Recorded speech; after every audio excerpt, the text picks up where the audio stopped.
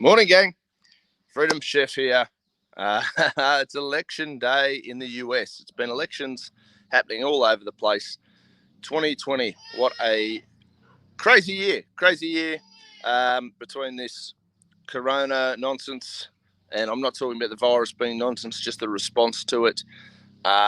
Trump doing Trumpish things, the extreme left doing extreme leftish things, the libertarians making a pretty solid tilt at being practical. Protests happening left, right, and centre. Economies up and down like a honeymooner's 90.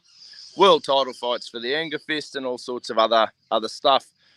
And I just figured I'd better put in my 2 cents. I've got a few commitments later in the day, so I won't be able to tune in all day with nonsense and bullshit about the election.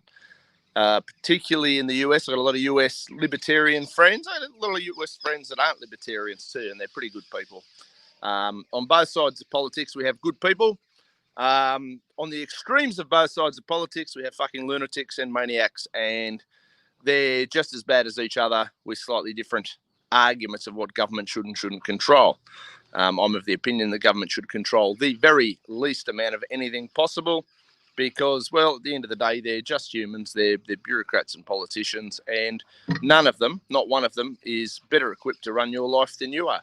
Even if they don't approve of the life choices that you make, it's your life, not theirs. So we've got the kitty sniffer versus the pussy grabber. Joe Biden, Sleepy Joe. That guy is a fucking disaster. I see very few positives out of this guy winning anything. He shouldn't be eligible to win a chook raffle down at the local club. I don't think he's got the mental capacity for it anymore. Maybe once upon a time he did. But in 2020, look, the guy is clearly just a puppet. And whether or not the Democrats are planning on spearing him off after a little bit and putting Kamala in, and then I suppose they get not only their first female president, but their own first black, in theory. She's not even really black. I don't really understand what she is, president, but that could well be the go there, or obviously Pelosi, who has no shortage of ambition. On the other side, I will, and let's not forget about the kitty stuff with Biden. That stuff makes me sick to my stomach. Everything I've seen about this guy and how he is with underages really rattles my cage a little bit. As far as the Trump goes, the Donald, I've always been fairly open that out of the two, give me Trump all day, every day. Out of the three, give me Dr. Joe Jorgensen. Trump's fun. He's a doer. He's high energy, which I like. I don't agree with all of his policies, but I do agree with some of his policies. And I think the Democrats would run a ham sandwich because they're not running a campaign. They're running an anything but Trump platform, which to me sort of, that's a double negative. It doesn't really work. The people of America and by contrast, the world, because America is obviously a big player on the world stage, deserve better. And I think Trump is far more cognizant than Joe Biden. I think one of the advantages to a Trump is Trump scares the living shit out of just about everybody. I think the Chinese and the North Koreans and all these other countries that, even the Russians and whoever else, they may not like him, they may like him, whatever the case may be. They're wary of him and they know he's not going to take any bullshit and nonsense. So, well, any that he doesn't create himself. So that's always pretty interesting. I really hope in the aftermath of the election that we don't have too many riots. I know there's going to be a certain amount of stupid that happens. Americans and Australians can't help themselves. And I'm throwing Australians in there at the moment because our elections have shown that we're heading, Queensland recently has shown that we're heading towards or back towards just big government, keep us safe, keep us safe. And COVID's the gun that they've used for the keep it safe mantra, which disappoints me, breaks my heart. I'm not a one nation voter as such, unless there's no Liberal Democrats, and then some of them I'll consider. Emeros, you're a superstar, and Mark Latham, I like a lot of what Mark comes out with, but I was disappointed to see the small party vote sort of collapse to head towards socialism. Really scares me a little bit. And look, here's one of my issues with democracy is it sounds good, far better than socialism, but when it comes down to my gang's bigger than your gang this time around, so we're going to make you do what we want you to do, really? really? I've got more people on my team than you, therefore you have to do what I say. And that's essentially what democracy comes down to. 51% of the population, as an example, can tell 49% of the population what they should and shouldn't be doing. Fuck, just leave people alone. Why? Why do you people insist on trying to control everybody? We all need to work together. Pros, cons, rights, left. Now, if Trump gets up, great. If Biden gets up, I can't imagine the Conservatives. There'll probably be a few, because there's always a few retards that can't help themselves.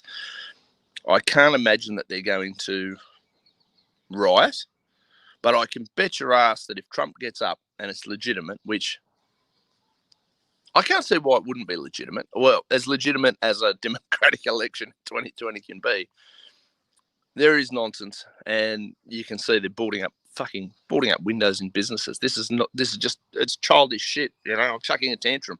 My team didn't win. I used to chuck tantrums like that every time the Illawarra Steelers did beat a football game, and I was 5. So boarding up windows is pretty disappointing.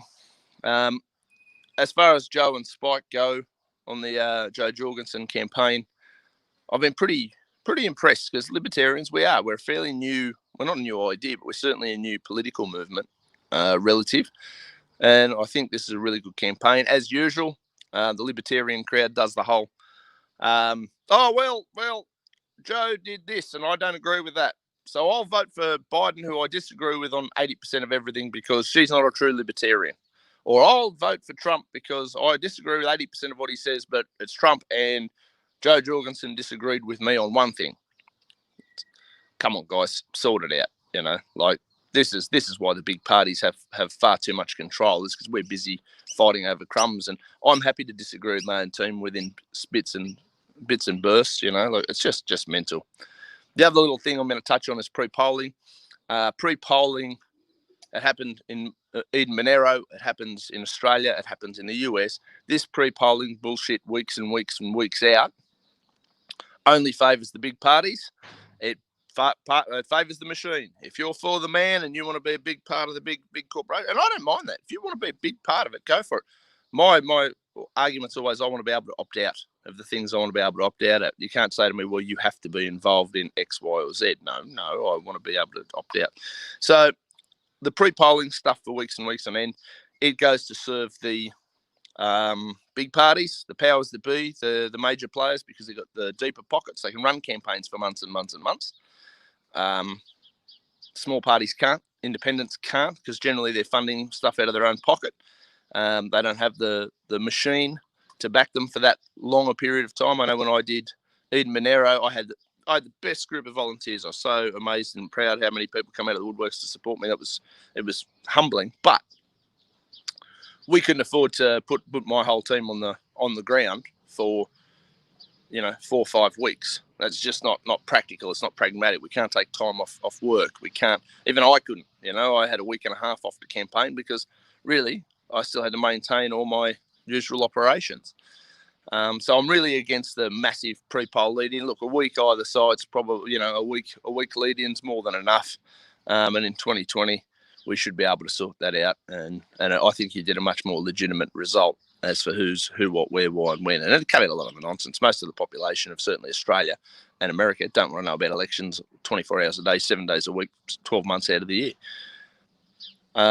So, look, my prediction is Trump for a win. I actually hope it's Trump for a win if Jorgensen isn't going to get up, which, the third party vote. It's great to see so many libertarians going around wasting their vote. Well done, guys. If I could vote, I'd be voting Jorgensen first, no doubt about it.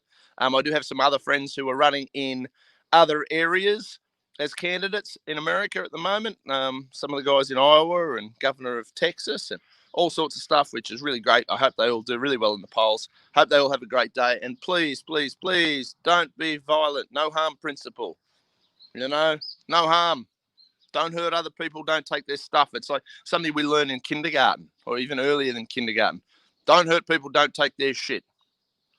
So if Trump gets in, which that's my prediction, I'll be happier than if Biden gets in. Hope you all have a great day. To my American friends, please stay safe, because fucking madness is likely to kick off. Have a great day. Have a great election day. And good luck for whatever the hell 2020 and 2021 is going to bring.